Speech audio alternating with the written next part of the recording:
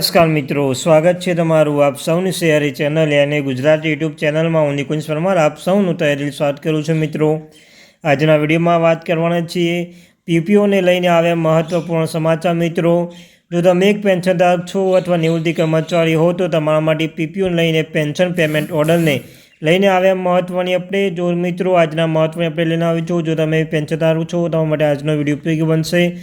Video શરૂ કરતાં પહેલાં ચેનલમાં નવા છો ચેનલ સબસ્ક્રાઈબ કરી લો, વિડીયોને લાઇક કરી દો. રોજનો તમને આવી માહિતી આપણે ચેનલ પર અને ગુજરાતી યુટ્યુબ ચેનલ પ્રોવાઈડ કરવામાં આવશે. પેન્શન લગતી પેન્શનો નિવૃત્તિ કર્મચારી ડીઆર એચઆર અને કોઈ પણ અપડેટ આવે હરેક આપણી ચેનલ પ્રોવાઈડ કરવામાં આવશે. તો આપણી આ ચેનલને સબસ્ક્રાઈબ કરવાનું ભૂલશો નહીં અને વિડીયોને પર લાઇક કરવાનું ભૂલશો નહીં. મિત્રો, તો ચાલો જાણીએ વિગતવાર માહિતી. તાજેતરમાં એક નવું અપડેટ બહાર આવ્યું છે કે સરકારી કર્મચારીઓ અને પેન્શન માટે જાણવું ખૂબ જ મહત્વપૂર્ણ છે, કારણ કે અપડેટ તમારા બધા કર્મચારીઓ અને પેન્શનો માટે મહત્વપૂર્ણ સાબિત થઈ શકે છે. આપ સૌને જણાવી દઈને કેન્દ્ર સરકારના દ્વારા નવા પગાર પંચને લાગુ કરવા માટે એક મહત્વપૂર્ણ નિર્ણય લેવામાં આવ્યો છે. આપ સૌ જાણો છો કે ઘણા લાંબા સમયથી કર્મચારીઓ તરફથી પગાર પંચની શક્ય તેટલી વહેલી તકે લાગુ કરવાની સતત માંગ કરવામાં આવી રહી છે, અને હવે આજના દિવસના લાંબા વિલંબ પછી કેન્દ્ર સરકારના પગાર પંચને ગંભીરતાથી લીધું છે અને નક્કર પગલાં લેવાનું શરૂ કર્યું છે. તો તમામ કેન્દ્રીય કર્મચારીઓની પેન્શનો માટે સારા સમાચાર બનવા જઈ રહ્યું છે.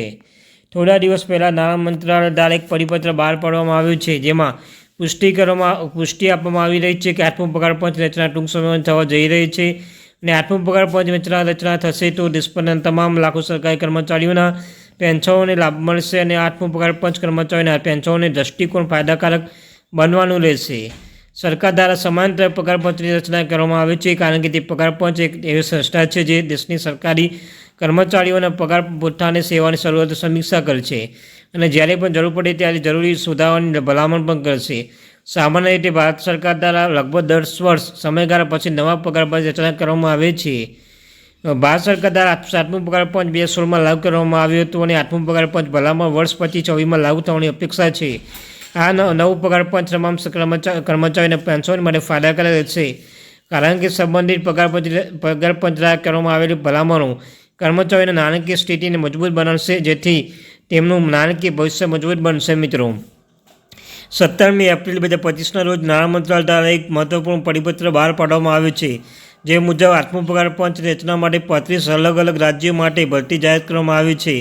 સંબંધિત પદો પર નિમણૂક પ્રતિનિયુક્તિનો આધાર કરવામાં આવશે, અને નિમણૂક કમિશનના સંપૂર્ણ કાર્યક્રમ માટે માન્ય રહેશે. અને આ કારણ એ છે કે હવે સરકાર કમિશનની રચનામાં ગંભીરતાથી વિચાર કરી રહી છે, અને તે પ્રક્રિયા પણ શક્ય તેટલી વહેલી તકે આગળ વધારવામાં આવી રહી છે.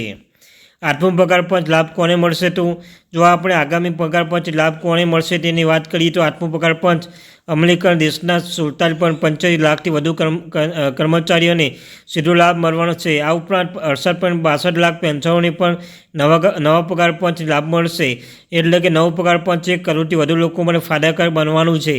આ ઉપરાંત જ્યારે ભારત સરકાર દ્વારા નવું પગાર પંચ ભલામણ સ્વીકારવામાં આવે છે, ત્યારે તેની અસર રાજ્ય સરકારના કર્મચારીઓ પર જોવા મળશે, અને મોટાભાગની રાજ્ય સરકારના કેન્દ્ર સરકાર દ્વારા લેવામાં આવેલા નિર્ણયોનું પાલન કરશે. તેમનું રાજ્યના કર્મચારીઓને લાભ કરવામાં આવશે. નવા પગાર પંચ માળખાના આધારે આઠમું પગાર પંચ હેઠળ સેવિતના ભથ્થાઓમાં સુધારો કરવામાં આવશે, અને આ સાથે ઘરભાડા એચઆરએ અને મુસાફરી ભથ્થાઓ ટીએ જેવા મહત્વપૂર્ણ ભથ્થાઓ પર ફેરફાર કરવામાં આવશે. અને જ્યારે સરકારના દ્વારા કર્મચારીઓના પગારમાં વધારો કરવામાં આવશે, ત્યારે આ ભથ્થાઓમાં પણ વધારો કરવામાં આવશે, જેની સીધી અસર કર્મચારીના કુલ આવક પર પડશે. ન્યાય અસરથી કેન્દ્રીય કર્મચારીના ફુગાવા અને વધતા જતા જીવન પર ખર્ચ અનુસાર નાણાકીય રાહત મળશે, જેનાથી તેમના નાણાકીય જીવન પર સુધાર કરવામાં આવશે.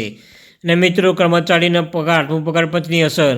આઠમું પગાર પંચ અસર કેન્દ્ર સરકારના કર્મચારીઓને તેમના રાજ્ય સરકારના કર્મચારીઓ પર લાગુ પડશે, પરંતુ રાજ્ય સરકાર પોતાના પગાર પંચને બનાવી શકશે. જો કે મોટાભાગે રાજ્ય સરકારના કેન્દ્ર સરકારના દ્વારા કરવામાં આવેલા નિર્ણયનો અમલવારી કરશે. તે જ્યારે પણ કેન્દ્ર સરકાર દ્વારા આઠમું પગાર પંચ ભલામણ લાગુ કરવામાં આવશે, ત્યારે ઘણા રાજ્યોના રાજ્ય સરકાર તેના કર્મચારીઓ માટે સંબંધિત લાભોનું જાહેર કરી શકે છે. તો મિત્રો, આ તે માહિતી. Thank you very much.